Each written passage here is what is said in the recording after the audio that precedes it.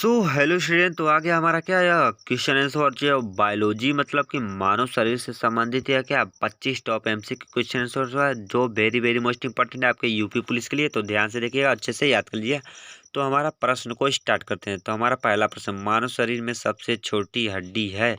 मानव शरीर में सबसे छोटी हड्डी है तो किसमें है सबसे छोटी हड्डी? तो हमारा स्टेपिज में। क्या स्टेपिज में है? तो हमारा सी हो जाता है सही जवाब। क्या पहले का हमारा सी हो जाता है सही जवाब। क्या हमारा स्टेपिज मतलब कि हमारे कानों में है। तो अब आता है दूसरे क्वेश्चन को भी ध्यान से याद करें। क्या हीमोग्लोबिन क्या है? हीमोग्लोबिन में क्या होता है? हीमोग्लोबिन में होता है, हीमोग्लोबिन में मतलब क्या पाया जाता है? तो चलिए बताते हैं, याद कर लीजिए। तो इसमें हीमोग्लोबिन में हमारा ए पाया जाता है। क्या मतलब कि लोहा पाया जाता है। क्या हीमोग्लोबिन में लोहा पाया जाता है। तो हमारा दूसरे का ये होता है सही जवाब। तो अब आता है तीसरा क्वेश्चन को भी ध्यान से याद करें। क्या मनुष्य के शरीर में हृदय को एक बार धड़कने के लिए कितना समय लगता है? मनुष्य के शरीर में हृदय को एक बार धड़कने के लिए कितना समय लगता है? तो कितना समय लगता है? तो हमारा ऑप्शन नंबर सी हो जाता है सही जवाब। क्या 0.8 सेकेंड लगता है। क्या 0.8 सेकेंड लगता है। तो हमारा तीसरे का सी हो जाता है सही जवाब। तो अब आता है चौथा क्वेश्चन को भी ध्यान से याद करेंगे। क्या चाय में लाल रस्ट रोग किसके कारण होता है? चाय में लाल रस्ट रोग किसके कारण होता है? तो किसके कारण होता है? तो चलिए बताते हैं, याद कर लीजिए।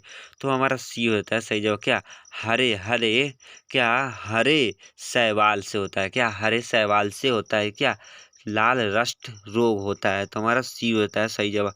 तो दोस्तों, यह बायोलॉजी से संबंधित क्वेश्चन है, तो ध्यान से देखिएगा, एक भी वीडियो को स्किप नहीं करना है और अच्छे से याद करना है। तो हमारा पांचवा प्रश्न है, एक सत्य फल क्या परिवर्धित परिवर्धित होता है? एक सत्य फल क्या परिवर्धित होता है? तो एक सत्य फल किससे होता है परिवर्धित? तो हमारा ऑप्शन नंबर सी होता है सही जवाब। क्या अंडाशय से होता है। क्या अंडाशय से होता है। तो पांचवें का सी होता है सही जवाब। तो अब आता है हमारा छठवां क्वेश्चन को ध्यान से याद करें। क्या निम्न में से कौन सा एक घूट फल होते हैं? निम्न में से कौन सा एक खूट फल होते हैं?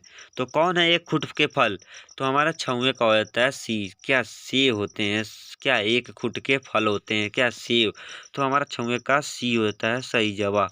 तो अब आता है हमारा सातवां क्वेश्चन को भी ध्यान से याद करेंगे दोस्तों। क्या तारपीन का तेल किससे प्राप्त होता है? जो ये तारपीन का तेल होता है यह किससे प्राप्त होता है? तो किससे होता है? तो चलिए बताते हैं, याद करिए। क्या हमारा सी होता है सही जवाब। क्या चीड़ से होता है प्राप्त। क्या यह चीड़ से होता है प्राप्त तारपीन का तेल।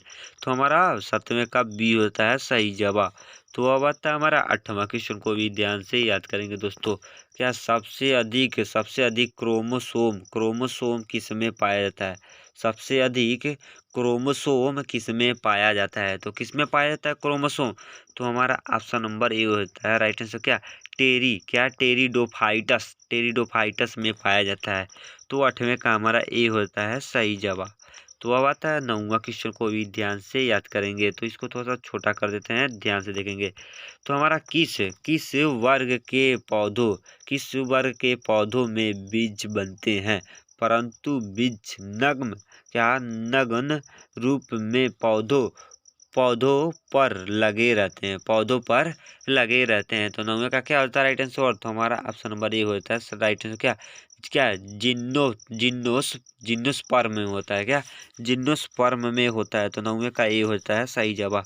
तो अब आता है हमारा 10वां क्वेश्चन को भी ध्यान से याद करेंगे, थोड़ा सा बड़ा कर लेते हैं। क्या क्या लिटमस प्राप्त होता है? जो यह लिटमस है यह हमारा किससे प्राप्त होता है? तो अब हमें यह बताना है लिटमस का यह किससे प्राप्त होता है। तो 10वें का हो जाता है हमारा डी। क्या लाइकेन से प्राप्त होता है हमारा। क्या लिटमस प्राप्त होता है। क्या लाइकेन से हमारा लिटमस प्राप्त होता है। तो हमारा 10वें का डी होता है सही जवाब। तो अब आता है 11वां क्वेश्चन को ध्यान से याद करेंगे। क्या थोड़ा सा इसको छोटा कर देते हैं बस।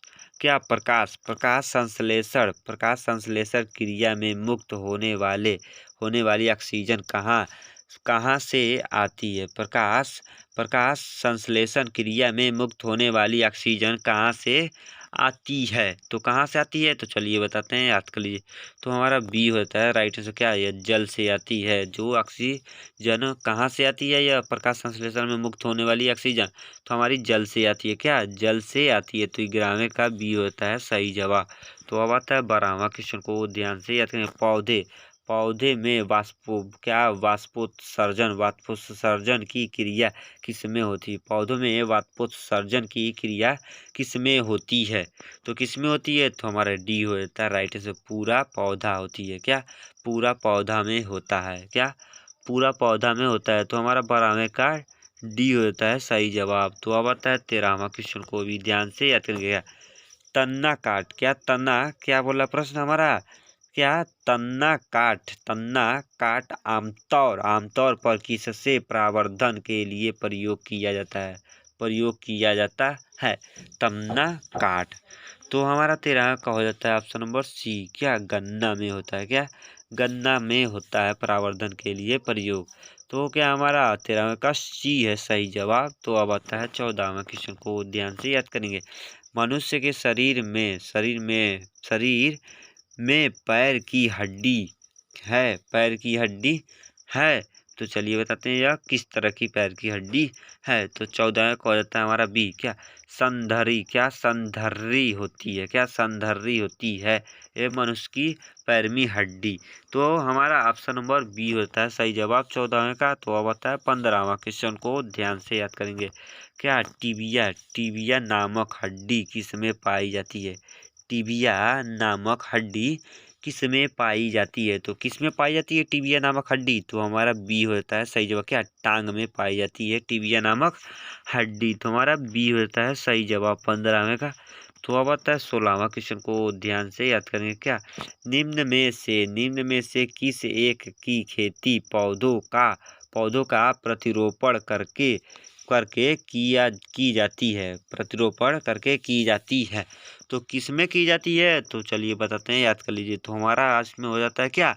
16वें का सी होता है सही जवाब। क्या? प्याज की खेती की जाती है। क्या? प्याज की खेती में की जाती है। तो हमारा सी होता है सही जवाब। तो अब आता है 17वां क्वेश्चन को भी ध्यान से याद करें। क्या? नारियल का खाने योग्य भाग होता है। नारियल का खाने योग्य कितना भाग होता है? तो इसमें हमारा क्या होता है राइट आंसर? तो हमारा ए होता है राइट आंसर। क्या? भ्रूण पोष होता है। क्या? भ्रूण पोष खाया जाता है। तो यही हमारा योग्य होता है। तो हमारा 17वें का ए होता है राइट आंसर।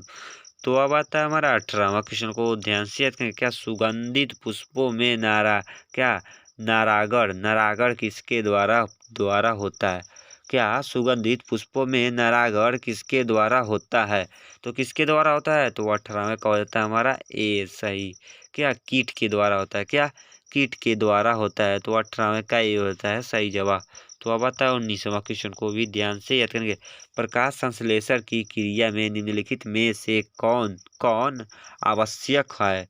प्रकाश संश्लेषण क्रिया में निम्नलिखित में से कौन आवश्यक है? तो कौन आवश्यक है? तो इसमें हमारा डी होता है राइट आंसर। क्या? ए सभी। मतलब कि यह चारों ही हमारे आवश्यक है। क्या? सूर्य का प्रकाश यह भी आवश्यक है। क्या? क्लोरोफिल यह भी आवश्यक है।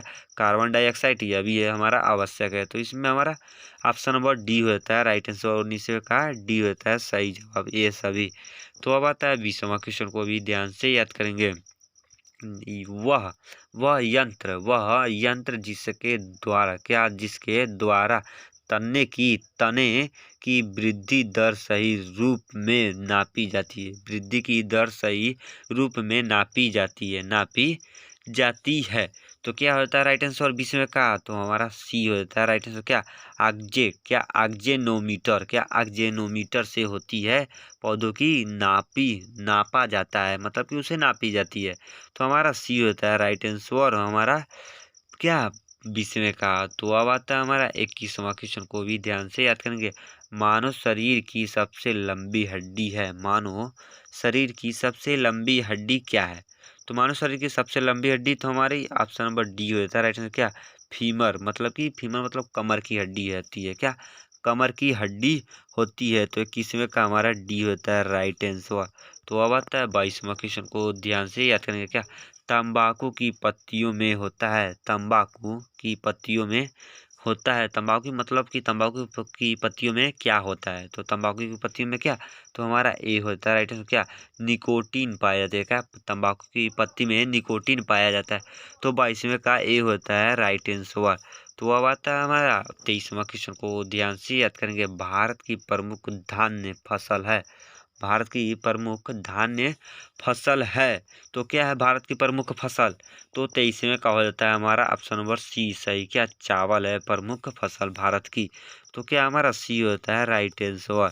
तो अब आता है हमारा 24वां क्वेश्चन को ध्यान से याद करेंगे। क्या, दालें किसका एक अच्छा स्रोत है, मतलब कि दाल का एक अच्छा स्रोत क्या है, दाल से हमें क्या एक अच्छा स्रोत प्राप्त होता है। तो क्या होता है, तो हमारा ए होता है राइट आंसर। क्या, प्रोटीन हमें प्राप्त होता है ज़्यादा मात्रा में दाल से। तो हमारा ऑप्शन नंबर ए होता है राइट आंसर 24वें का। तो अब आता है 25वां क्वेश्चन को ध्यान से याद करेंगे, very very most important. Litmus प्राप्त होता है, मतलब कि लिटमस किससे प्राप्त होता है, अब यह हमें बताना है। तो लिटमस किससे प्राप्त होता है, तो हमारा ऑप्शन नंबर डी होता है राइट आंसर। क्या, लाइकेन से प्राप्त होता है लिटमस हमारा प्राप्त होता है। तो 25वें का डी होता है सही जवाब। तो आई होप कि मेरे प्यारे स्टूडेंट आपको ये वीडियो बहुत ही अच्छा लगा हो। बायोलॉजी से संबंधित क्वेश्चन आंसर यूपी पुलिस का टॉप एमसीक्यू है। तो इस चैनल पर और टेक लाइक और सब्सक्राइब करना। मिलते हैं नेक्स्ट वीडियो में। जय हिंद, जय भारत, वंदे मातरम दोस्तों।